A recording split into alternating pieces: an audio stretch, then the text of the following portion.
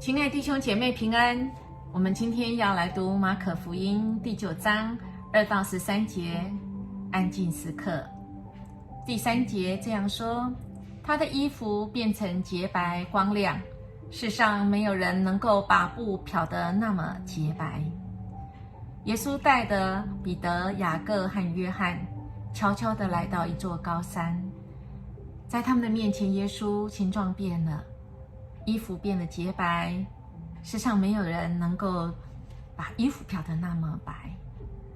3个门徒忽然也看见了以利亚、摩西跟耶稣在讲话。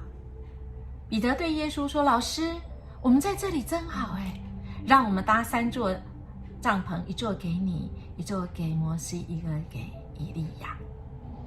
亲爱的弟兄姐妹，我们跟神能够安静的会晤的时候，我们可以有很多超自然的那种甜美。我相信有很多的弟兄姐妹，你曾经经历过这些。在那当中，我们可以尝到主恩的滋味之外，我们也可以领受神给的启示是又大又难，但是我们却是有信心的。当然，我们也可以在那个时刻，我们放下我们自己那个重担，纵使神没给我们答案，我们却有一个把握，说我们总能度过。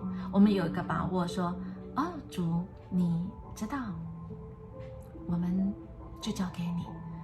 主你知道我心里的难过，你与我同在。所以何等的美好。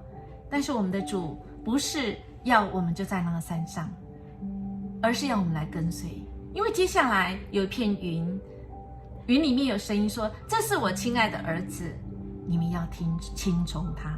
从天上来的声音说，这是我的爱子，我所喜悦的。在哪里有出现这个呢？对了，在3章17节，耶稣在让施洗约翰洗礼的时候，也有天上声音说，这是我的爱子，我喜悦的。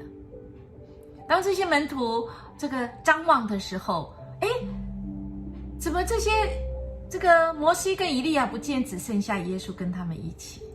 那么耶稣吩咐他们说，从死里复活，告诉他们。当然他们不明白。亲爱的弟兄姐妹，我们的主从第9章前面的8章，在马可福音有16章，前面的8章，耶稣一个心志，就是他要启示他自己是真正这位弥赛亚，而且他行了许多的神迹奇事。只是这个很多人知道，但是他们却不能明白，这个好像是一个这个所谓的公开的秘密，是弥赛亚，但是他们不愿意接受这个弥赛亚。就像9章开始，耶稣指向门徒，要让他们清楚，这位耶稣是复活的耶稣，复活的救主，为了人类死而复活，而且要门徒们来跟随。亲爱的弟兄姐妹，我们跟随神吗？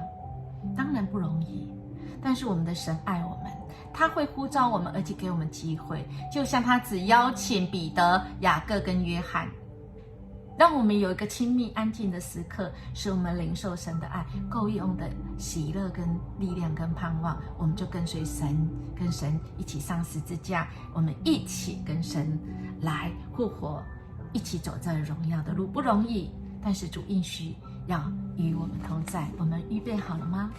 我们认识的这位主，我们愿意跟随吗？如果愿意，主要带领我们在属灵的高峰，让我们经历，那我们超过我们所求所想的。只要我们愿意来跟随，我们一起来祷告。爱我们天父，谢谢你透过你的话邀请，让我们在灵修祷告的时候，我们能够与你很深刻的相遇，让我们重新可以得力。因为主，你应许我们力量如何，主啊，我们的日子如何，我们的日子如何，我们的力量就会如何。一切要从安静的时刻来聆听你的话。奉主耶稣基督的名求，阿们。祝福你今天有神满满的力量，而且可以得胜有余。